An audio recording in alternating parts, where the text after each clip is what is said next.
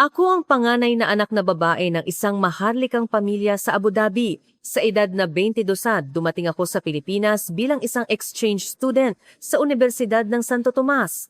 Noon ay naniniwala ako na ang aking buhay ay nakatakda na mula nang ipanganak ako. Hindi ako maaaring pumili ng pag-ibig, kasal o kahit kaibigan ng walang pahintulot ng aking pamilya.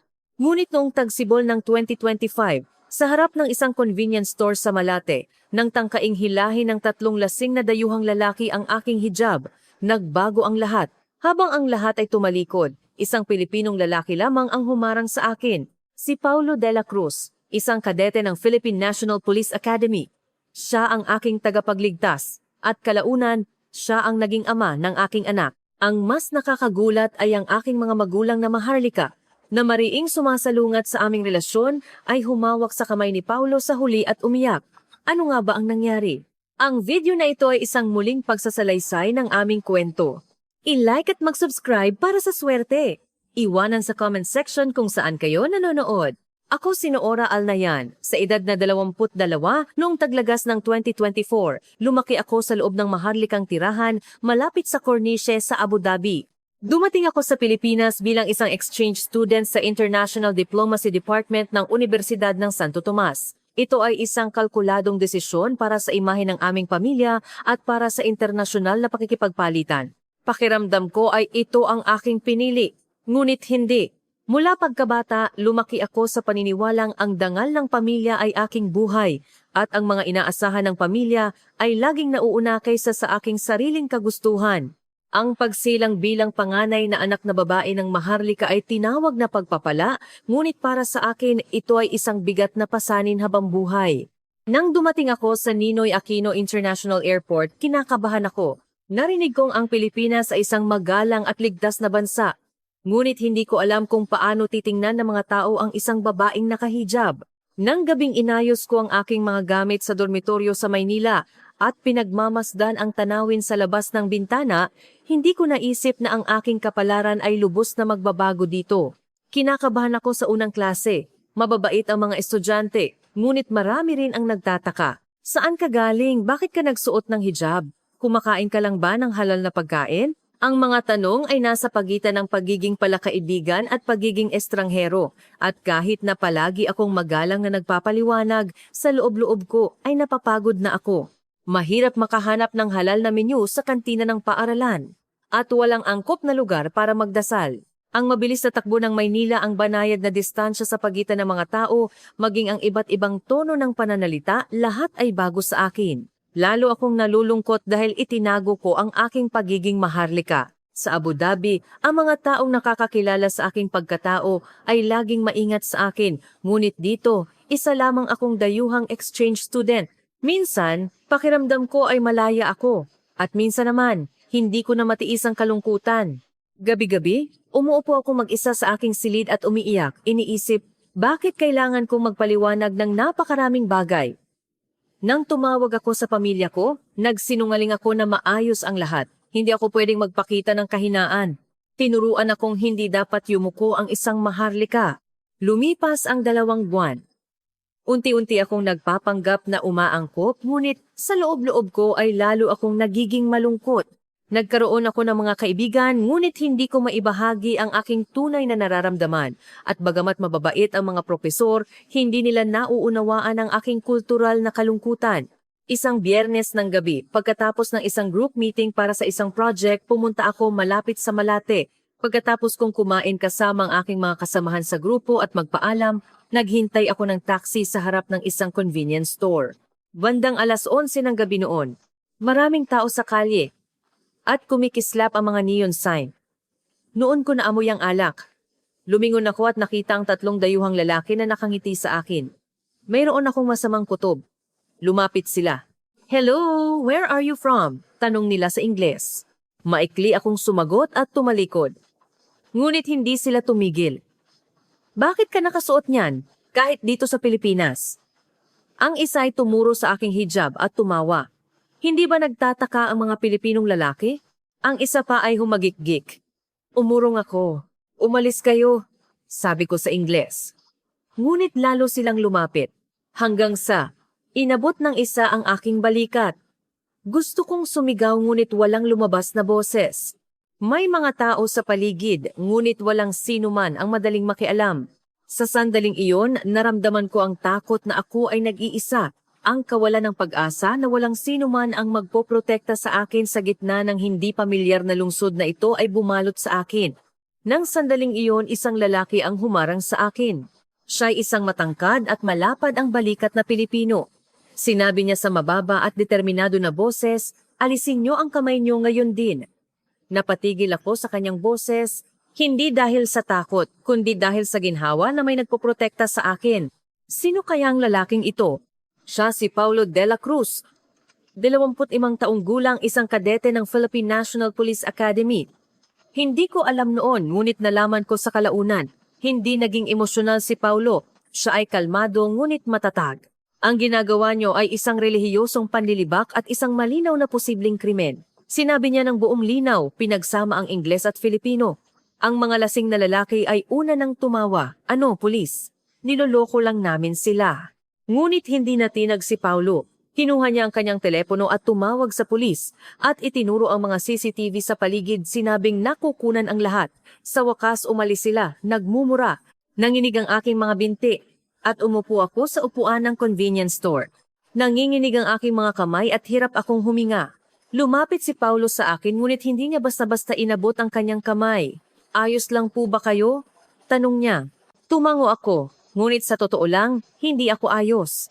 "Kung kailangan niyo ng panyo, pwede akong magbigay, ngunit kaya niyo po bang gamitin ito ng mag-isa?"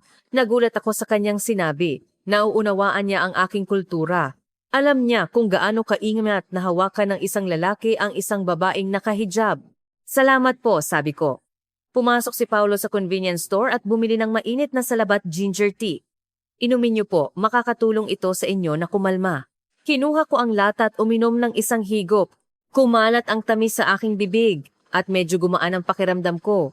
"Kung kailangan niyo ng proseso ng pagre-report, sasamahan ko kayo hanggang dulo," sabi ni Paulo. "Hindi na po, salamat.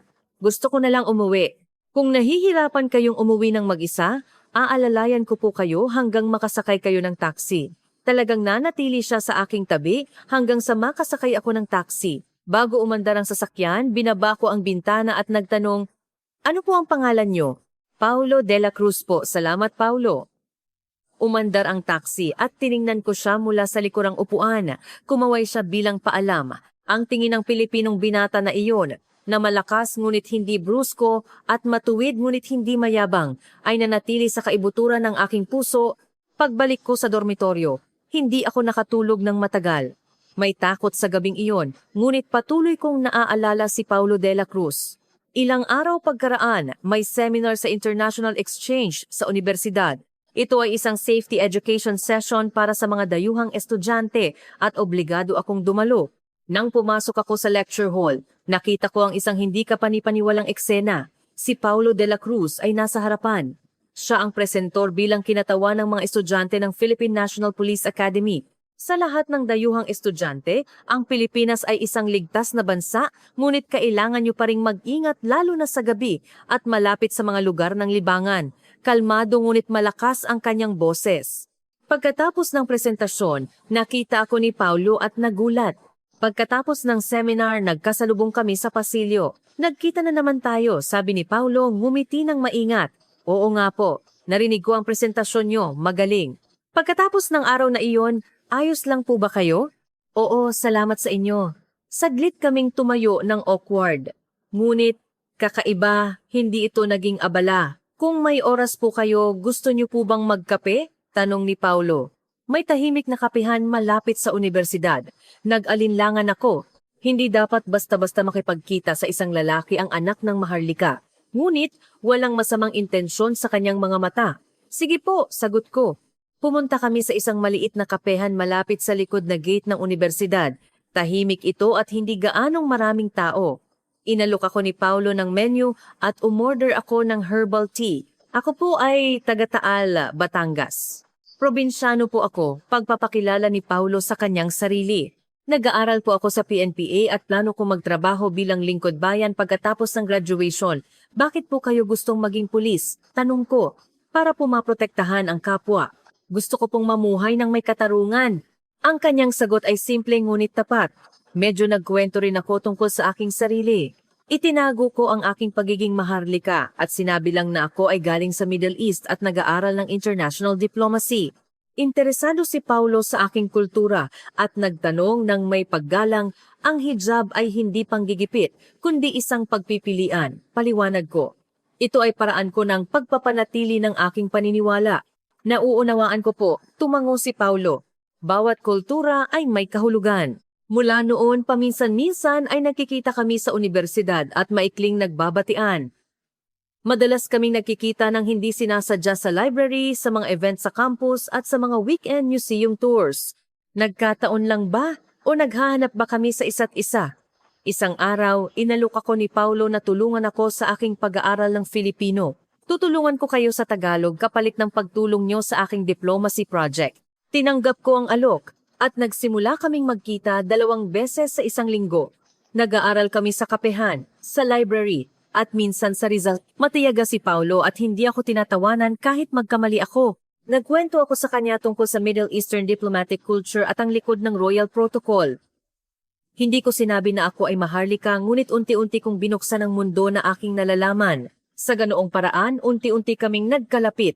Mayroong higit pa sa pagkakaibigan na nabubuo. Ngunit ayoko itong aminin. Ngunit ang kapayapaang ito ay hindi nagtagal. May nakatingin sa akin. Sa simula ng bagong semestre noong unang bahagi ng 2025, may lumitaw na hindi pamilyar na tao sa aking paligid. Si Ethan Howard, 24 taong gulang, isang British-Lebanese exchange student. Dumating siya sa Maynila sa ilalim ng isang international graduate program at nakakuha ng pansin ng maraming tao dahil sa kanyang pino na itsura at matatas na wika. Isang araw, nilapitan ako ni Ethan sa lounge ng universidad. Hi, Noora, ako si Ethan. Taga Middle East ka, di ba? Nakipag-usap siya sa akin sa Arabic at natuwa ako. Matagal na ring nang huli kong makilala ang isang tao mula sa parehong kultura. Oo, tama po. Ikinagagalak kong makilala ka. Ako rin ay may lahing Lebanese kaya alam ko ang kultura ng Middle East. Nahihirapan ka ba dito? Si Ethan ay mabait ngunit may pakiramdam na may kinalaman. Madalas niya akong inaalok na kumain at ipinakilala sa mga Middle Eastern restaurant. Sa simula ay nagpapasalamat ako, ngunit unti-unti itong naging pabigat. Noora, magkakilala ba kayo ng isang Pilipinong lalaki? Tanong ni Ethan isang araw. Oo, may kaibigan ako. Yung Paulo de la Cruz, di ba? Nagulat ako. Paano mo nalaman? Maliit lang ang universidad, alam ng lahat, ngunit sa totoo lang, hindi kayang hawakan ng isang Pilipinong lalaki ang isang babaeng tulad mo. Ano ang ibig mong sabihin? Galing ka sa isang espesyal na pamilya, di ba? Si Paulo de la Cruz ay isang ordinaryong estudyante lang. Iba ang kultura. At hindi kayo magkapareho ng antas. Galit ako sa sinabi ni Ethan.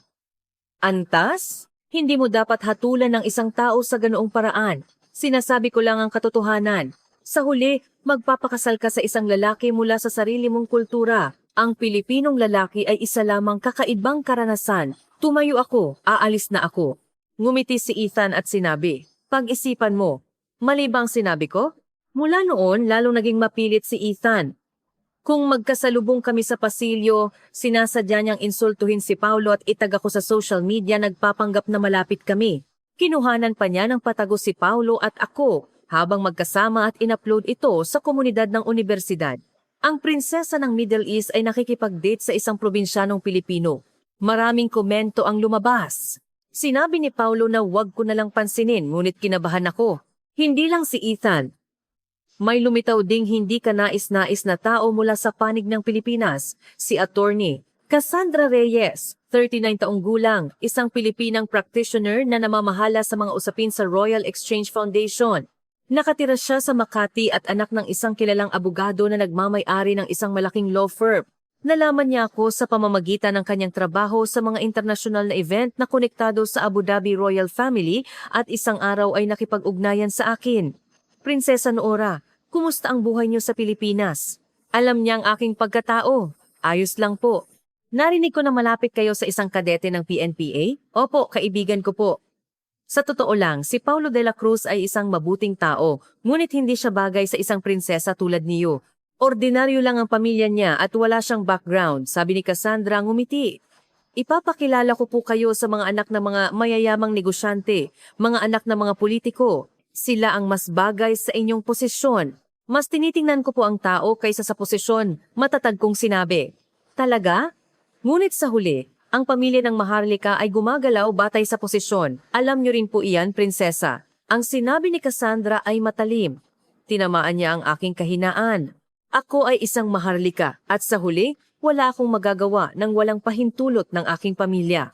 Ilang araw pagkaraan, inimbitahan ako ni Cassandra sa isang marangyang restaurant malapit sa universidad. Mayroong ilang anak ng mga mayayamang pamilya na kasama at tinrato nila ako bilang isang Maharlika. Sa panlabas ay magalang at pino sila, ngunit naramdaman ko na tinitingnan nila ako bilang isang card para sa koneksyon at dangal. Prinsesa Noora, malaking karangalan po kung iimbitahin niyo ang aming kumpanya sa mga royal events. Prinsesa, pwede po ba kayong magrekomenda ng ilang investment opportunities sa Abu Dhabi? Ang kanilang interes ay hindi sa akin bilang isang tao, kundi sa aking pagkatao. Tumayo ako at umalis.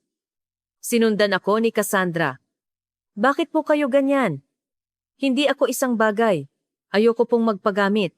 Hindi po paggamit, kundi kooperasyon. Ang Pilipinas ay kailangan ding makipag-ugnayan ng tama para makasurvive. Dapat alam niyo rin po ang katotohanan, prinsesa. Tumalikod ako at sinabi, ako ang gagawa ng sarili kong katotohanan. Ngunit pagbalik ko sa bahay, kinabahan ako. Sinisiraan ni Ethan si Paulo at sinubukan ni Cassandra na gamitin ang aking pagkatao. Ang dalawang kontrabida ay nagpapahirap sa akin sa iba't ibang paraan. Alam kaya ni Paulo ang lahat ng ito? O ako lang ba ang dapat magpasa nito? Nang gabing iyon, nakatanggap ako ng text mula kay Paulo. May oras ka ba bukas? May sasabihin ako? Bumilis ang tibok ng puso ko. Ano kaya ang sasabihin niya?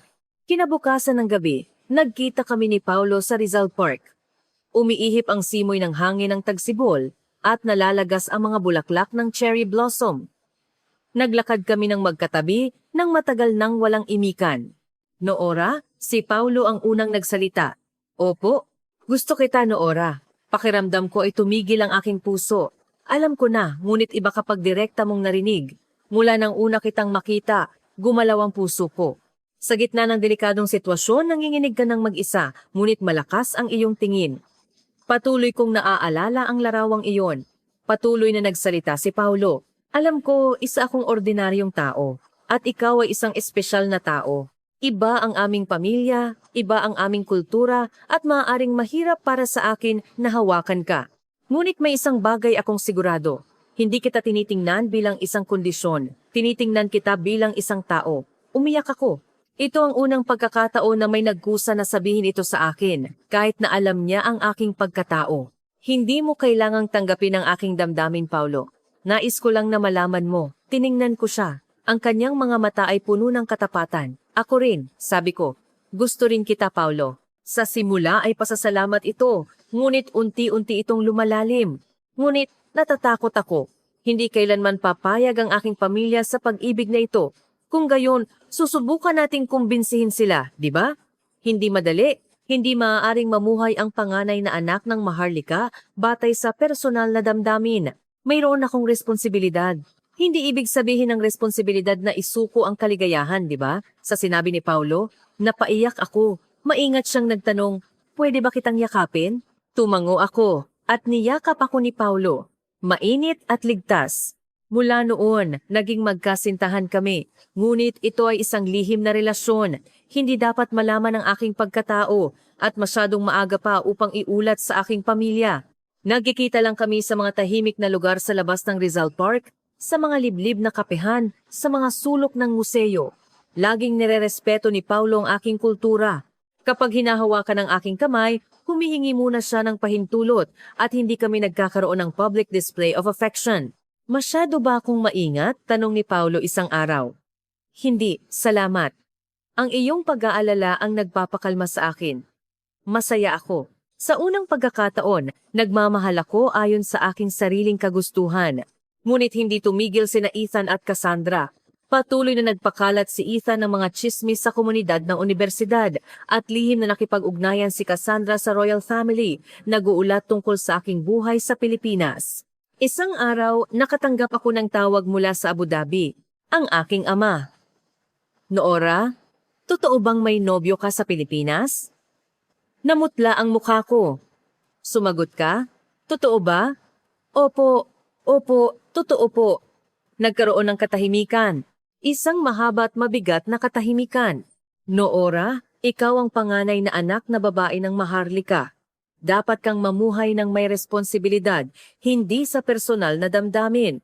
Itigil mo agad ang iyong relasyon sa lalaking iyon. Ama, si Paulo ay isang mabuting tao. Nirerespeto niya ako at tapat siya sa akin. Hindi mahalaga iyan. Ang dangal ng pamilya ang mahalaga. Maiintindihan ba ng isang Pilipinong lalaki ang aming buhay, Maharlika? Kayang-kaya ni Paulo, ama? Hindi. Bumalik ka. Bumalik ka agad sa Abu Dhabi. Naputol ang tawag. Umupo ako at umiyak. Tinawagan ko si Paulo. Nalaman na ng papa. Pinapabalik niya ako. Kalmadong sinabi ni Paulo, kakausapin ko po siya ng direkta. Hindi po pwede. Hindi po kailanman papayag ang papa. Kahit na kailangan nating subukan. Ipapakita ko sa kanya kung gaano ako sinsero. Isang linggo pagkaraan, dumating ang aking ama sa Pilipinas. Nanatili siya sa isang marangyang hotel sa Makati at pinayagan ang pagkikita nila ni Paulo. Natatakot ako. Ang aking ama ay mahigpit at hindi nakikipagkompromiso. Naganap ang pagkikita sa lounge ng hotel. Nakasuot si Paulo at kinakabahan ang mukha niya. Malamig na sinabi ng aking ama, Paulo de la Cruz, di ba? Ikaw ang binata na nakikipag-date sa aking anak? Opo, ako nga po. Alam mo ba kung sino ang aking anak? Opo, siya po ang panganay na anak na babae ng Maharlika. Kahit na naglakas loob ka pa ring makipag-date? Hindi yumuko si Paulo. Hindi po dahil sa lakas loob, kundi dahil sa tunay na pagmamahal. Sumilay ang mga mata ng aking ama. Pagmamahal? Alam mo ba ang buhay ng Maharlika? Ang protocol, responsibilidad, internasyonal na relasyon, lahat ay komplikado. Kakayanin ba ng isang ordinaryong binata na tulad mo? Aalamin ko po ang hindi ko alam. Ngunit may isang bagay po akong sigurado. Mahal ko si Noora hindi bilang isang kondisyon kundi bilang isang tao. Ngumisi ang aking ama. Bilang isang tao? Sa tingin mo ba ay gumagalaw ang Maharlika sa ganoong romantikong salita? Hindi po. Ngunit naniniwala po ako na mas mahalaga ang kaligayahan ni Noora kaysa sa dangal ng pamilya. Tumayo ang aking ama. Hindi. Noora, babalik ka sa Abu Dhabi sa susunod na linggo. Umiyak ako at sinabi, Ama, pakiusap, ito ay isang utos. Muling sinabi ni Paulo, subukin niyo po ako. Patutunayan ko po kung gaano ako sinsero. Malamig na sinabi ng aking ama, sige, patunayan mo. Ngunit kung mabigo ka, aalis si Noora sa Pilipinas habang buhay. Paano nga ba ito mapapatunayan ni Paulo? Binigyan ng aking ama si Paulo ng 1 buwan. Sa loob ng 1 buwan, patunayan mo na karapat-dapat kang maging manugang ng Maharlika. Ipakita mo na naiintindihan mo ang aming kultura at kaya mong panagutan. Tinanggap ni Paulo. Kinabahan ako. Masyadong mataas ang pamantayan ng aking ama at hindi gaanong alam ni Paulo ang kultura ng Middle East, ngunit hindi sumuko si Paulo. Nanghiram siya ng dose-dose ng libro tungkol sa kasaysayan ng Middle East, kulturang Islam at royal protocol sa library. Nag-aral siya hanggang hating gabi-gabi-gabi at nagsimula ring mag-aral ng Arabic. Hindi mo kailangan gawin ito, sabi ko. Napapagod ka lang. Ayos lang. Lahat ay gagawin ko para kay Noora. Bumisita si Paulo sa Golden Mosque sa Quiapo, Maynila. Nagsalubong siya sa isang imam sa Islamic Cultural Center at natuto ng mga kaugalian at paraan ng pagdarasal. Hindi niya layunin na mag-convert, ngunit isang pagsisikap ito upang maunawaan at respetuhin ang aking kultura. Pinanood ng aking ama ang lahat ng prosesong ito. Ang pag-aaral ni Paulo, ang pagbisita niya sa moske, at ang pagbati niya sa Arabic. Isang araw, muling ipinatawag ng aking ama si Paulo. Kinikilala ko ang iyong pagsisikap. Ngunit hindi sapat ang pagsisikap. Ibibigay ko sa iyo ang isang tunay na pagsubok. Sinabi ng aking ama kay Paulo na pumunta sa Abu Dhabi. Pumunta ka sa aming palasyo at mamuhay doon ng 1 linggo at makilala mo ang aking pamilya. Kung tatanggapin ka nila, papayag ako. Hindi nag-alinlangan si Paulo. Pupunta ako. Natatakot ako. Ang Abu Dhabi Royal Family ay mahigpit at si Paulo ay isang dayuhan. Malinaw na magiging malaki ang cultural shock. Noong Abril 2025 umalis si Paulo patungong Abu Dhabi. Sumama rin ako. Pagdating namin sa airport, naghihintay ang royal vehicle. Kinakabahan ang mukha ni Paulo ngunit naglakad siya ng may dignidad. Dumating kami sa palasyo. Napakalaking gusali na gawa sa marmol, gintong palamuti at mga guwardiya. Nagulat si Paulo ngunit hindi nawala ang kanyang pagiging kalmado. Ipinakilala ng aking ama ang pamilya, ang aking ina, mga kapatid na lalaki at mga nakatatanda sa royal family, lahat ay tinitingnan si Paulo ng may pagsusuri. Ito ba ang Pilipinong binata na nakikipag-date kay Noora? Tanong ng isang tiyo. Opo, ako nga po, sagot ni Paulo sa Arabic. May bahid ng pagkalito ang kanyang pagbigkas, ngunit makikita ang pagsisikap. Nagulat ang tiyo. Nag-aral ka ng Arabic? Opo, gusto ko pong maunawaan ang kultura ni Noora. Sa loob ng isang linggo, naranasan ni Paulo ang buhay maharlika. Nirerespeto niya ang oras ng pagdarasal sa umaga, natuto ng table manners, at dumalo sa mga royal events. Marami rin siyang nagawang pagkakamali. Minsan pinagalitan siya dahil sa pagkuha ng pagkain gamit ang kaliwang kamay at minsan naman napahiya siya ng magkamali ng pasok sa female section. Ngunit sa bawat pagkakataon, humihingi siya ng tawad, natututo at nagtatama. Ipinatawag ng aking ina si Paulo. Binata, magandang umaga. Maingat na umupo si Paulo. Mahal mo ba talaga ang aming Noora? Opo, buong puso ko po. Ang buhay maharlika ay hindi malaya. Lahat ay may patakaran at responsibilidad. Kaya mo bang tiisin? Kaya ko po kung kasama ko si Noora. Ngumiti ang aking ina. Mabait kang binata, ngunit hindi sapat ang pag-ibig. Kailangan mo itong panagutan. Pananagutan ko po. Lumipas ang isang linggo. Muling ipinatawag ng aking ama si Paulo. Nakita ko ang iyong pagsisikap. Naramdaman ko rin ang iyong sinseridad. Ngunit hindi ko pa rin pwedeng payagan. Namutla ang mukha ni Paulo. Bakit po? Masyado ka pang bata at hindi tiyak ang iyong kinabukasan. Sinabi mong magiging pulis ka, ngunit hindi sapat iyon para panagutan si Noora. Kung gayon, ano po ang dapat kong gawin? Gusto kong makilala ang iyong pamilya. Gusto kong kumpirmahin kung papayagan ng iyong mga magulang ang kasal na ito. Nagulat ako. Hindi pa kilala ng mga magulang ni Paulo si Noora. Pagbalik namin sa Pilipinas, napaisip ng malalim si Paulo. Kailangan kong sabihin sa mama, ngunit hindi ito magiging madali. Bakit? Pinahahalagahan ng mama ang tradisyon. Maaaring mahirapan siyang tanggapin ang isang dayuhang manugang. Ilang araw pagkaraan, umuwi si Paulo sa kanilang bahay sa Taal, Batangas. Sumama rin ako. Maliit ang bahay ni Paulo, ngunit malinis. May puno ng santol sa bakuran at mga tapayan. Lumabas ang kanyang ina. Nasa mid-60s nakasuot ng Filipiniana. Paulo, dumating ka. Ma, ito po ang girlfriend ko, si Noora po. Namutla ang mukha ng kanyang ina. Girlfriend? Dayuhan? Opo, galing po siya sa Middle East. Tiningnan ako ng kanyang ina mula ulo hanggang paa. Hijab, kakaibang damit, hindi pamilyar na itsura. Pumasok ka. Malamig ang boses ng kanyang ina. Umupo kami sa sala. Naghain ng tsaa ang kanyang ina, ngunit mabigat ang kapaligiran. Paulo, may pag-iisip ka ba? Bakit ka nagdala ng dayuhang babae? Ma, mabuting tao po si Noora. Mabuting tao?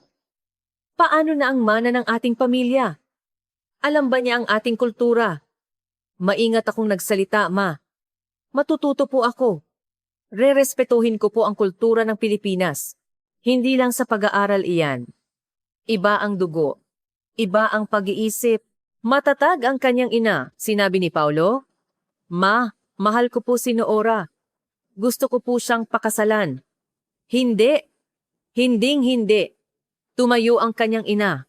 Umiyak ako. Tinatanggihan ako sa Abu Dhabi at tinatanggihan din ako sa Pilipinas. Matutupad ba ang aming pag-ibig? Matigas ang ulo ng ina ni Paulo. Ilang araw na siyang kinausap ngunit hindi niya binuksan ang kanyang puso. Paulo, ikaw ang nag-iisang anak. Dapat mong ipagpatuloy ang ating angkan. Kung magpapakasal ka sa isang dayuhang babae, sino ang magbabantay sa mga tradisyon? Ma, matututo din po si Noora. Hindi lang sa pag-aaral iyan. Kung magkaiba ang puso, walang silbi. Sinubukan kong intindihin ang ina ni Paulo. Isang tao siya na buong buhay na nagpanatili ng tradisyon. Ngunit, masakit ang puso ko. Pagbalik ko sa Maynila, lumala pa ang sitwasyon. Hindi pinalampas ni Ethan at Cassandra ang pagkakataon. Nagpakalat si Ethan ng tsismis sa komunidad ng universidad na tinanggihan si Noora ng pamilya ni Paulo. Mas bastos pa si Cassandra. Pumunta siya sa ina ni Paulo at nagsinungaling. Madam, sa totoo lang si Noora ay nagtatago dito sa Pilipinas dahil sa problema sa politika sa loob ng royal family. Kung magkakaanak pa kayo, masisira ang buhay ni Paulo. Pinaniwalaan iyon ng kanyang ina at lalo siyang naging matatag. Tinawagan niya si Paulo. Paulo, hiwalayan mo agad siya. May problema ang babaeng iyan. Ano po ang sinasabi niyo? Napatalsik daw siya sa royal family. Gusto lang niyang umasa sa'yo. Hindi po totoo iyan. Hindi po ganoong tao si Noora. Ngunit hindi nakinig ang kanyang ina. Nadasparada ako. Parehong tinanggihan kami ng aming pamilya. At may mga masasamang tsismis na kumakalat. Nagkita kami ni Paulo at umiyak ako. Sorry, sinisira ko ang buhay mo. Hindi. Ngunit tinatanggihan din ako ng mama at tinatanggihan din ako ng papa. Ano ang gagawin natin? Hinawakan ni Paulo ang aking kamay. Huwag kang sumuko, magkakaroon ng paraan. Ngunit ilang araw pagkaraan, may kakaiba akong naramdaman sa aking katawan. Pagduduwal, pagkahilo, pagkapagod. Sa simula, inakala ko na ito ay dahil sa stress. Ngunit huli ang aking regla. Hindi kaya. Hindi. Pumunta ako sa botika at bumili ng pregnancy test kit. Nag-examine ako sa banyo ng dormitoryo. Nanginginig ang aking mga kamay. Naghintay ako ng 3 minuto.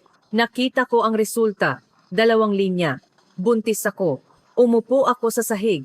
Namuti ang aking isip. Paano ito nangyari? Totoong nagkaroon kami ng relasyon ni Paulo, ngunit hindi ko inaasahan na mabubuntis ako ng ganito kabilis. Sino ang sasabihan ko? Si Paulo? Ang aking mga magulang? Ilang araw akong nag-isa at nagdurusa. Lumala ang aking paglilihi at hindi ako makapag-concentrate sa klase. Nagtanong isang kaibigan, Noora, ayos ka lang?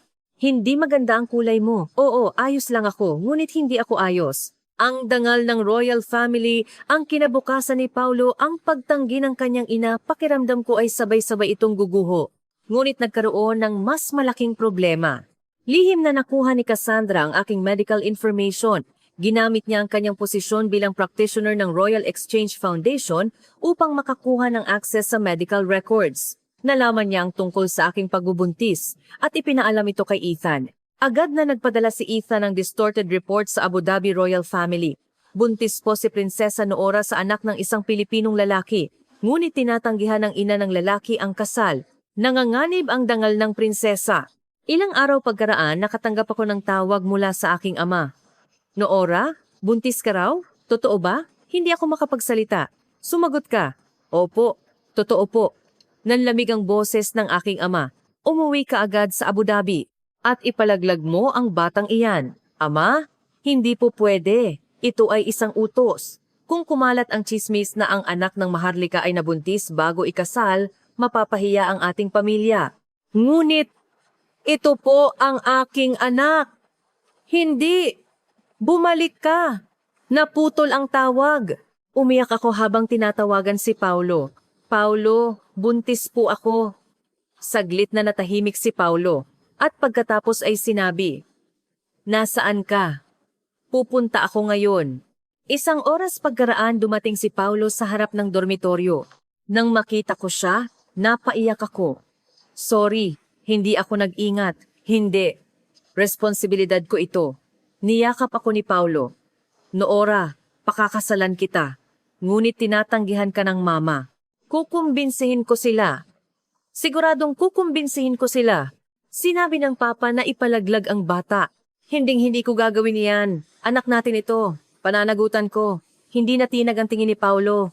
Kinabukasan, formal na nagpahayag si Paulo sa harap ng kanyang mga propesor at mga kasamahan sa PNPA. Pakakasalan ko po si Noora. Pananagutan ko rin po ang bata. Ito po ay hindi aking responsibilidad kundi aking pagpapala. Nagulantang ang universidad. Nagtawa si Ethan, ang tanga ng lalaking iyan. Tapos na ang buhay niya. Ngunit nagulat si Cassandra. Hindi niya inaasahan na ganito katapang si Paulo. Muling binisita ni Paulo ang kanyang ina. Ma, pakakasalan ko po si Noora. Buntis po siya sa aking anak. Nagulat ang kanyang ina. Ano? May anak? Opo, anak ko po. Pananagutan ko po. Paulo, nababaliw ka na ba? Paano na ang buhay mo? Ako po ang bahala sa buhay ko. Ngunit si Noora at ang bata ay ang mga taong kailangan kong protektahan. Umiyak ang kanyang ina. Bakit ka napakamahigpit? Ma, narinig ko na pinili niyo si Papa kahit tinatanggihan kayo ng mga tao sa paligid. Ngunit pinanindigan niyo po siya hanggang dulo, di ba? Ganon din ang gagawin ko. Matagal na umiyak ang kanyang ina at pagkatapos ay sinabi, dalhin mo siya dito. Dalhin mo si Noora dito. Nagbago ba ang isip ng kanyang ina? Ilang araw pagkaraan, pumunta ako sa Taal, Batangas kasama si Paulo. Dahil sa maagang pagbubuntis, hindi pa lumalabas ang tiyan ko, ngunit nahihirapan ako sa paglilihi. Binuksan ng ina ni Paulo ang pinto. Mahigpit pa rin ang kanyang ekspresyon, ngunit mas malumanay kaysa dati. Pumasok ka. Umupo kami sa sala. Naghain ang kanyang ina ng tsaa. Salabat. Maganda ito sa paglilihi. Inumin mo. Uminom ako ng may pasasalamat. Sinabi ng kanyang ina, Noora, nang una kitang makita, tinanggihan kita dahil natatakot ako. Natatakot ako na hindi mo maiintindihan ang aming kultura. Natatakot ako na mahirapan si Paulo. Nauunawaan ko po, ma. Ako rin ay natatakot. Ngunit sinabi sa akin ni Paulo kung gaano ka nagsusumikap, kung gaano ka kasinsero. Hinawakan ng kanyang ina ang aking kamay. Ikinagagalak ko na nagkamali ako. Humihingi ako ng paumanhin. Umiyak ako. Hindi po, ma. Mas magsusumikap po ako. Matututo po ako ng kultura ng Pilipinas. Matututo ako ng mga tradisyon. Matututo ako kung paano gumawa ng adobo. Ngumiti ang kanyang ina. Dahan-dahan ka lang. Ang mahalaga ay ang puso. Mula noon, tinanggap ako ng kanyang ina. Tinuruan niya ako ng mga lutuing Pilipino at ng mga tradisyon. Masigasig akong natuto. Nagkamali ako, ngunit hindi ako sumuko. Ngunit ang panig ng Abu Dhabi ay nanatiling problema. Patuloy na pinipilit ako ng aking ama na bumalik at tinatanggihan din ako ng mga nakatatanda sa royal family. Isang araw mismo ang aking ama ang pumunta sa Pilipinas. Sa pagkakataong ito, kasama ang aking ina, iuuwi ko si Noora. Ito ang unang sinabi ng aking ama. Lumabas si Paulo, hindi po pwede. Si Noora po ang asawa ko, at ang bata sa kanyang sinapupunan ay anak ko. Wala kang karapatan. Si Noora ay maharlika. Si Noora ay isang babae. May karapatan siyang maging masaya. Nagharap ang aking ama at si Paulo. Nagkaroon ng tensyon. Nang sandaling iyon, lumabas ang ina ni Paulo. Patawarin niyo ako, ngunit nais kong magsalita. Huminto ang ina sa harap ng aking ama. Ako po ang ina ni Paulo de la Cruz. Sa simula, tinanggihan ko rin po si Noora. Ngunit ngayon ay iba na. Ano ang ibig mong sabihin? Mabait po si Noora. Nagsusumikap siyang matuto ng aming kultura at buong puso niyang minamahal si Paulo.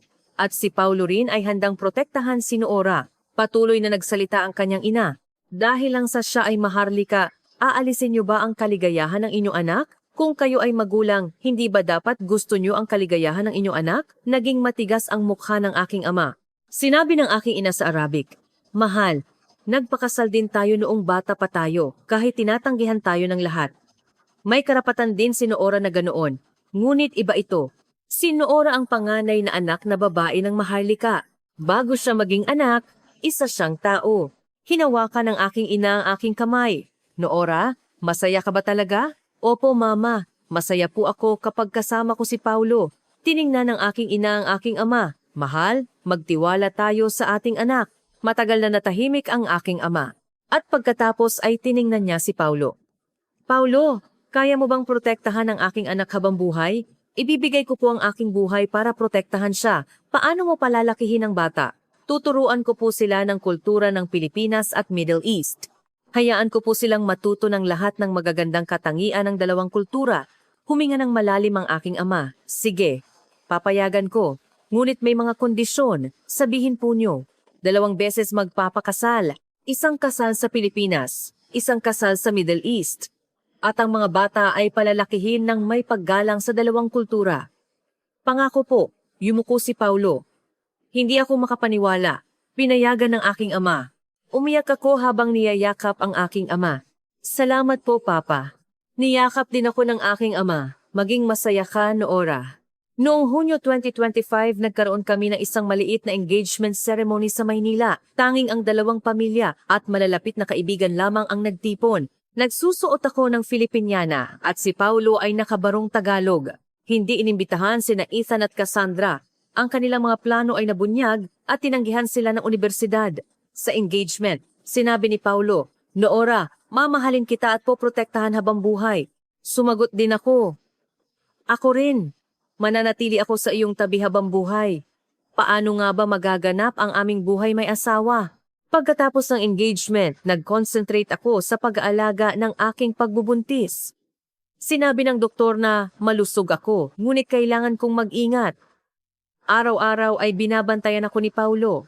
Kapag matindi ang aking paglilihi, hinahagod niya ang aking likod at nagmamadali siyang bumili ng pagkain na gusto kong kainin sa madaling araw. "Masyado kang nahihirapan," sabi ko. Hindi ako nahihirapan. Masaya ako. Madalas ding umakyat ang ina ni Paulo sa Maynila at nagluluto ng pagkain para sa paggaling ko pagkapanganak. Sinigang, nilagang baka, pansit. Kailangan mong palakihin ang bata ng malusog. Naramdaman ko ang pagmamahal ng kanyang ina. Madalas ding tumawag ang aking ina mula sa Abu Dhabi. "Anak, kumakain ka ba ng mabuti?" "Opo, mama. Maayos po ang pag-aalaga ng aking biyanan." "Mabuti naman. Kailangan mong maging malusog." Nang nasa ika-5 buwan ako ng pagbubuntis, nalaman namin ang kasarian ng bata. Babae. "Babae daw po," sabi ko kay Paulo. "Ang anak natin." Umiyak si Paulo. "Salamat, Noora. Maraming salamat." Pinag-isipan namin ang pangalan. Isang pangalan na may parehong pangalan ng Pilipino at Arabo. Harin na lang po kaya ang Pilipinong pangalan? Ibig sabihin ay biyaya mula sa langit, mungkahi ni Paulo. Maganda? Ang Arabo namang pangalan ay Laila. Ibig sabihin ay gabi. Harin Laila. Magandang pangalan. Noong Setyembre 2025, formal kaming nagpakasal. Una, nagkaroon kami ng kasal sa Pilipinas sa Maynila. Nagsusuot ako ng puting Filipiniana at si Paulo ay nakabarong Tagalog. Pinagpala kami ng mga bisita. Bagay na bagay kayo. Magandang mag-asawa. Sa panahon ng pamamanhikan sa kaso ng kasal, ang pagpapakita ng respeto, yumukod ako ng buong puso sa mga magulang ni Paulo. Nagkamali ako at kinakabahan, ngunit ginawa ko ito ng buong sinseridad. Hinawakan ng kanyang ina ang aking kamay. "Ngayon, ikaw na ang tunay naming anak." Sa susunod na buwan, nagkaroon kami ng kasal sa Middle East sa Abu Dhabi. Marangyang palasyo, daan-daang bisita, tradisyonal na musika. Nagsusuot ako ng gintong damit. At si Paulo ay nakatradisyonal na kasuotang Arabo. Hinawakan ng aking ama ang kamay ni Paulo. "Inaasahan ko ang aking anak sa iyo. Paglilingkuran ko po siya habang buhay." Pagkatapos ng kasal, bumalik kami sa Maynila. Nakakuha kami ng isang maliit na apartment at nagsimula ng aming buhay mag-asawa. Nagtapos si Paulo sa PNPA at naging candidate officer ng pulisya. Nag-concentrate ako sa paghahanda sa panganganak. Nasa ika-8 buwan ako ng pagbubuntis. Malaki na ang tiyan ko at mabigat ang aking katawan. Nimasahe ni Paulo ang aking mga paa. Inilagay ang kanyang kamay sa aking tiyan at kinausap ang bata. "Harin, papa ito. Gusto na kitang makita." Noong Disyembre 2025, papalapit na ang takdang petsa ng panganganak. Kinabahan ako. Natatakot ako na masaktan. "Nandito lang ako sa tabi mo. Ayos lang." Noong madaling araw ng Disyembre 20, nagsimula ang aking labor pains. Nagmadali kami sa ospital at pumasok sa delivery room. Masakit ito, ngunit hawak ni Paulo ang aking kamay. "Kaya mo yan, Noora. Konti na lang." Ilang oras pagkaraan, narinig ang iyak ng sanggol. "Congratulations! Isang malusog na babae." Inilagay ng nurse ang sanggol sa aking dibdib. Isang maliit at mainit na nilalang. Ang aming harin. Umiyak ako. Umiyak din si Paulo. "Salamat, Noora. Maraming salamat." Maganda si Harin.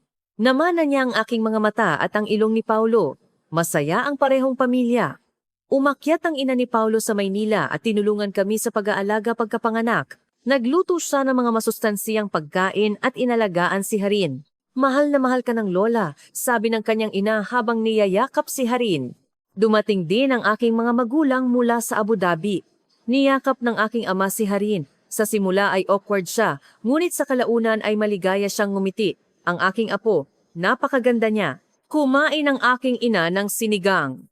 Ito pala ang pagkain para sa paggaling pagkapanganak. Masarap. Isang gabi, Magkasama lang ang aking ama at si Paulo. Pinanood ko sila mula sa malayo. Paulo, sa simula ay hindi kita tinanggap. Humihingi ako ng tawad, sabi ng aking ama. Hindi po, nauunawaan ko po. Ngunit ngayon ay alam ko na. Ikaw ay isang tunay na lalaki. Isang lalaki na may responsibilidad at marunong magmahal. Hinawakan ng aking ama ang kamay ni Paulo. Salamat. Sa pagpapasaya mo sa aking anak, ako po ang dapat magpasalamat. Sa pagpapahintulot niyo po kay Noora. Niyakap nila ang isa't isa. Umiyak ako habang pinapanood ang eksenang iyon. Luha ng kaligayahan. Paano nga ba magaganap ang aming buhay sa hinaharap? Nang mag-100 araw si Harin, nagtipo ng parehong pamilya para sa isang salo-salo. Naghanda kami ng tradisyonal na cake ng Pilipino at mga pagkain mula sa Middle East. Naghalo ang dalawang kultura, sabi ng aking ama, nasiyahan. Pinili ni Harin ang isang libro mula sa mga bagay na nasa ibabaw ng mesa. Matalino ang batang iyan. Ngumiti ang ina ni Paulo. Pinagsama ko ang pag-aalaga ng bata at pag-aaral. Nagpatuloy ako sa graduate school sa UST at nag-aral ng International Relations. Mahirap ito, ngunit nagawa ko ito sa tulong ni Paulo at ng aking ina. Nagsimulang magtrabaho si Paulo bilang opisyal ng pulisya. Abusado ang kanyang schedule, ngunit pagdating niya sa bahay, palagi niyang niyayakap si Harin. Dumating na si Papa, tumakbo si Harin ng nakangiti. Isang araw, nakatanggap ako ng isang espesyal na alok. Nais ng Abu Dhabi Royal Family na kunin ko ang posisyon ng Cultural Exchange Ambassador sa Pilipinas. Noora, nauunawaan mo ang parehong kultura, kaya ikaw ang pinakaangkop, sabi ng aking ama. Isang karangalan po, Papa.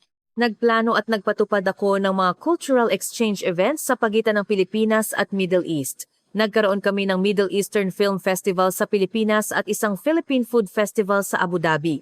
Naging mainit ang pagtanggap. Nararamdaman namin ang kagandahan ng dalawang kultura. Sana ay marami pang ganitong event. Nagpakita rin ng interes ang media. Royal-blooded Filipino daughter-in-law, Bridge for Cultural Exchange, Two Cultures United by Love, bumuhos ang mga artikulo. Narinig din namin ang balita tungkol kina Ethan at Cassandra. Napatalsik si Ethan sa universidad at bumalik sa UK. Napatalsik si Cassandra mula sa foundation dahil sa iligal na pagkalat ng impormasyon. Gantimpala para sa kanilang ginawa, sabi ni Paulo. Oo, ngunit patatawarin ko rin sila dahil masaya tayo. Nang magtatlong taong gulang si Harin, nagkaroon siya ng kapatid, isang lalaki. Lalaki daw po, sabi ko kay Paulo. Talaga? Magiging ate na si Harin. Nagalak si Paulo. Pinangalanan namin ang pangalawang anak na Jihan Omar. Ibig sabihin ay matalino at masagana. Si Jihan, kaiba kay Harin, ay aktibo. Hindi pa man isang taong gulang, gumagapang na siya at nag-explore sa bahay. Ang batang ito ay makulit, ngumiti si Paulo. Isang araw, nagdala si Paulo ng balita tungkol sa kanyang promotion. Na-promote ako bilang police captain. Congratulations! Niyakap ko si Paulo. Dahil sa iyo, dahil nagbigay ka sa akin ng lakas, nakapagsikap ako ng husto. Ginawa natin ito ng magkasama. Noong bagong taon ng 2026, nagtipo ng buong pamilya para kumain. Mga magulang ni Paulo, mga magulang ko, si Harin, si Jihan. Masaya ba kayo? Tanong ng aking ina. Napakasaya po namin, sagot ko. Itinaas ng aking ama ang kanyang baso. Pagpapala sa kinabukasan ni Nora at Paulo. Cheers! Sigaw ng lahat. Paano nga ba magpapatuloy ang aming kwento? Lumipas ang ilang taon. 7 taong gulang na si Harin at 4 na taong gulang na si Jihan. Matatas ang dalawang bata sa Filipino at Arabic. Mama, nag-present po ako tungkol sa Middle Eastern culture sa klase ngayon. Proud na sabi ni Harin. Paano mo ginawa? Ipinaliwanag ko po ang tungkol sa hijab at moske. Nagulat po ang mga kaibigan ko. Magaling anak ko. Nag-aral ng taekwondo si Jihan. Nakatutuwa ang kanyang pagwawasiwas ng sipa habang nakasuot ng itim na dubok. Papa, gusto ko pong maging taekwondo master. Kung gayon, kailangan mong magsanay ng husto, paghihikayat ni Paulo kay Jihan. Natapos ko ang aking PhD sa graduate school. Ang aking thesis topic ay ang kasaysayan ng cultural exchange sa pagitan ng Middle East at East Asia. Congratulations, Doctor! Nag-abot si Paulo ng bulaklak. Salamat dahil sa iyong suporta. Na-promote si Paulo bilang police major at nagtrabaho sa International Police Cooperation Department. Siya ang namamahala sa police cooperation sa pagitan ng Pilipinas at Middle East. Bagay na bagay talaga tayo, di ba? Sabi ko. Siyempre, destiny tayo. Isang araw, nakatanggap kami ng isang espesyal na imbitasyon. Inimbitahan kami ng Abu Dhabi Royal Family sa isang malaking cultural event. Inimbitahan nila ang buong pamilya, sabi ko. Maganda. Dapat matuto pa ang mga bata tungkol sa kultura ng kanilang ina. Pagdating namin sa Abu Dhabi, marangya ang palasyo. Naggulat sina Harin at Jihan. Wow! Ito ba ang bahay ni Lolo? Tanong ni Harin. Oo, dito nakatira si Lolo at Lola. Masaya silang sinalubong ng aking ama at ina ang mga bata. Dumating na ang aming mga apo. Niyakap ng aking ina sina Harin at Jihan. Naging engrande ang event, magkasama ang tradisyonal na pagtatanghal ng Pilipinas at Middle East. Umakyat ako sa entablado at nagbigay ng pambungad na salita. Ako ang tulay sa pagitan ng dalawang kultura. Natuto ako ng pag-ibig sa Pilipinas at natuto ako ng aking ugat sa Middle East. Mahalaga sa akin ang parehong kultura. Nagpalakpakan ang mga tao. Pagkatapos ng event, ipinatawag ako ng aking ama. Noora, ipinagmamalaki kita. Salamat po, Papa. Sa simula ay tinanggihan ko, ngunit ngayon ay alam ko na. Si Paulo ang pinakamagandang pagpipilian. Tiningnan ng aking ama si Paulo. Manugang salamat sa pagpapasaya mo sa aking anak. Ako po ang dapat magpasalamat. Naglakad kami sa Royal Garden sa gabi. Magkahawak kamay kami ni Paulo at sina Harin at Jihan ay naglalaro sa harapan. Noora, wala kang pinagsisisihan? Tanong ni Paulo. Hinding-hindi. Ang pagpapakasal sa iyo ang pinakamagandang desisyon sa aking buhay. Ako rin, naghalikan kami. Sa ilalim ng kalangitan na puno ng bituin, ano kaya ang huling kabanata ng aming kwento? Pagbalik namin sa Pilipinas, nagsimula ako ng isang bagong proyekto, isang educational foundation para sa mga batang multicultural. Gusto kong tulungan ang mga batang may dalawang kultura na lumaki ng buong pagmamalaki. Sabi ko kay Paulo, magandang ideya iyan. Tutulungan kita. Ang pangalan ng foundation ay Tulay ng Dalawang Mundo. Nagturo kami ng Filipino at iba pang wika at nagpatupad ng mga cultural exchange programs. Naging mainit ang pagtanggap, nagpapasalamat ang mga magulang ng mga multicultural families. Nahanap ng aking anak ang kanyang pagkakakilanlan. Ipinagmamalaki niya ang parehong kultura. Nagbigay din ako ng mga lecture. Nagkwento ako tungkol sa cultural diversity sa mga universidad, kumpanya at ahensya ng gobyerno. Ang pag-ibig ay lumalampas sa mga hangganan. Ang mahalaga ay ang paggalang at pag-unawa sa isa't isa. Nagpalakpakan ang mga tagapakinig. Isang araw, nakatanggap ako ng tawag mula sa isang matandang kaibigan. Isang kaibigan na kasama kong nag-aral sa UST. Noora, narinig ko ang kwento mo. Napakagaling. Salamat. Ayos ka rin ba? Oo. Ngunit may gusto akong itanong. Paano ka nakayana nung una kang tinanggihan? Sandali akong nag-isip dahil nagmamahalan kami.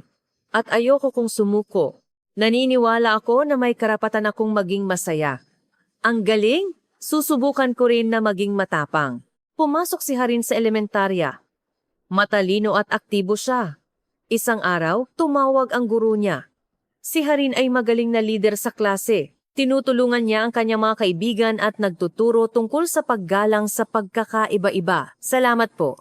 Sinusubukan din po namin na turuan siya sa bahay. Si Jihan ang pinakasikat sa kindergarten. Magaling siyang makipaglaro sa kanyang mga kaibigan at masaya siyang ngumiti. Masayang bata si Jihan, sabi ng guro. Na-promote si Paulo bilang police colonel. Siya ay naging isang senior officer sa Philippine National Police. Ipinagmamalaki talaga kita, sabi ko. Dahil sa iyo, Noora, pinalawak mo ang aking mundo. Isang weekend, dumating ang ina ni Paulo. Sinabi niya na dalhin sina Harin at Jihan sa Taal, Batangas. Pumunta tayo sa bahay ni Lola. Naghanda si Lola ng bibingka. Nasiyahan ang mga bata. Pagdating namin sa bahay sa Taal, Batangas, maingat na naghanda ang kanyang ina ng pagkain. Bibingka, puto, adobo. Masarap, Lola, sabi ni Harin. Kumain ka pa ng marami, masayang sabi ng kanyang ina. Sa gabi magkasama kaming nag-uusap ng kanyang ina. Noora, salamat. Bakit po ma? Sa pagpapasaya mo kay Paulo at sa pagiging bahagi mo ng aming pamilya. Ako po ang dapat magpasalamat sa pagtanggap niyo po sa akin. Hinawakan ng kanyang ina ang aking kamay. Sa simula ay hindi ka pamilyar sa akin. Ngunit ngayon ay parang tunay na anak na kita. Tunay naming anak. Umiyak ako. Umiyak din ang kanyang ina. Pauwi kami sa Maynila sa loob ng kotse, nagtanong si Paulo. Masaya ka ba? Napakasaya ko. Mas sasaya pa ba ako kaysa dito? Mas sasaya pa tayo sa hinaharap. Ano kaya ang magiging huling sandali? Ngayon ay Enero 2026. Mahigit 2 taon na mula nang dumating ako sa Pilipinas. Maraming nangyari. Pagtanggi, tunggalian, luha, at sa huli, tagumpay. Kaninang umaga, nagkakaisang pamilya sa pagkain. Ginawa ni Paulo ang nilagang itlog, ako ang gumawa ng tinapay sa Middle East. Naglagay si Hari ng prutas. Masarap mama, papa. Ngumiti si Jihan. Pagkatapos kumain, sinabi ni Paulo, Noora, espesyal na araw ngayon. Anong araw? Eksaktong 2 taon na mula nang una tayong magkita. Sa harap ng convenience store sa Malate. Nagulat ako. 2 taon na pala. Naaalala ko iyon. Natatakot ako. Ngunit nakaramdam ako ng ginhawa nang lumitaw ka. Naaalala ko rin. Nang una kong makita ang mga mata mo, pakiramdam ko ay may nagbago. Ngumiti kami. Nagtanong si Harin, Mama, Papa, paano kayo nagkakilala? Nang nasa panganib si Mama, tinulungan siya ni Papa. Parang isang bayani. Wow, ang galing ni Papa. Niyakap ni Jihan si Paulo.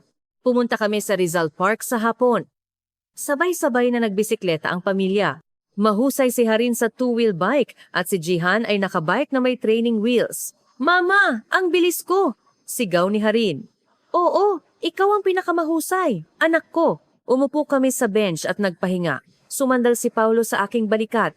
Noora, salamat sa pagpasok sa buhay ko. Ako ang mas nagpapasalamat sa pagliligtas mo sa akin, sa pagmamahal mo sa akin, sa paggawa mo ng pamilya para sa akin. Patuloy tayong magsasama, di ba?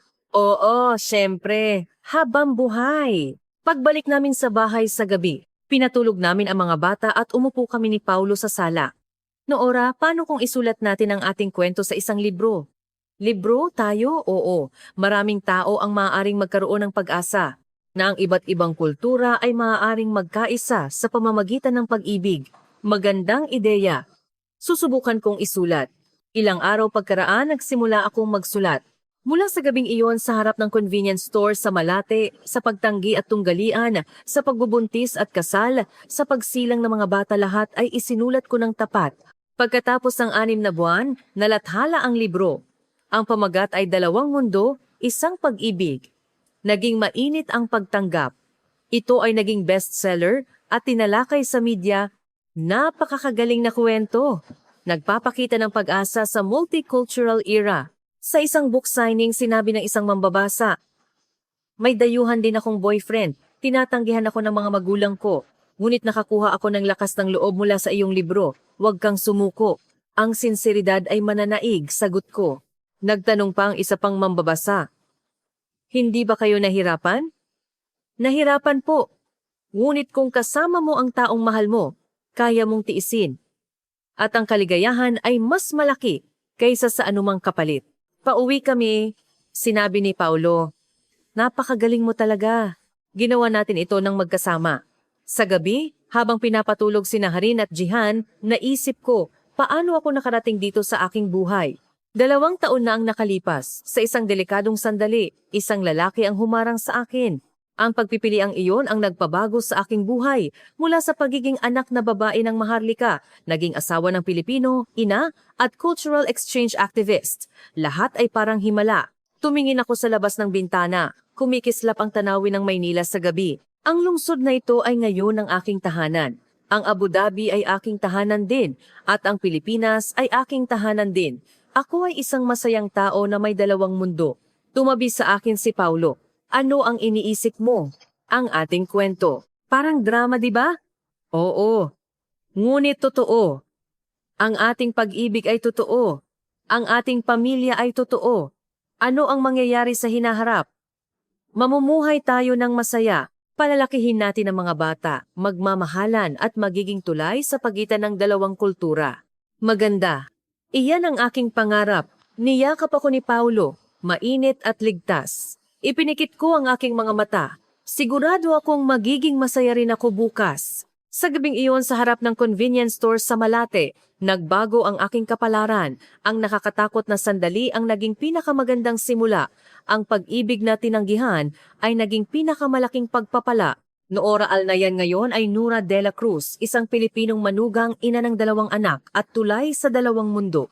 Ito ang aking pagkakakilanlan. At ipinagmamalaki ko ang lahat ng ito. Ikaw ba ay dumadaan din sa mahirap na panahon ngayon? Tinatanggihan ka ba dahil sa pag-ibig? Huwag kang sumuko. Ang sinseridad ay mananaig. Minsan nangangailangan ito ng oras. Ngunit sa huli, mananaig ang pag-ibig. Tulad ko, ngayong gabi matutulog ako ng may pasasalamat. Si Paulo ay nasa aking tabi at sina Harin at Jihan ay nasa kabilang silid. Ito ang lahat ng mayroon ako at sapat na ito. Hindi nagtatapos dito ang kwento ni Noora dahil araw-araw ay may bagong kwento na nagsisimula. Ngunit may isang bagay akong sigurado, ang kwentong iyon ay laging puno ng pag-ibig. At sa likod ng pag-ibig na iyon, 2 bansa ang Pilipinas at ang United Arab Emirates ay magkasama.